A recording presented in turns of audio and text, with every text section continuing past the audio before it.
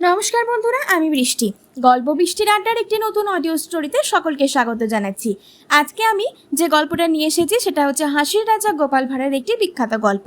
আজকের গল্পের নাম হলো টের পাবে না কেউ।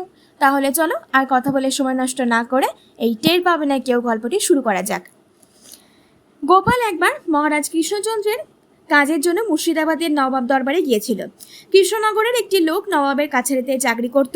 কৃষ্ণনগরে ফিরে আসার দিন সেই লোকটি গোপালকে বলল, ভাই গোপাল, তুমি এই 50টা টাকা নিয়ে গিয়ে আমার স্ত্রীর হাতে দাও। এই বলে গোপালের হাতে 50টা টাকা দিয়ে বলল, দেখো ভাই, আমার বাড়ির কেউ জানতে যেন না পারে, খুব চুপি চুপি দিও।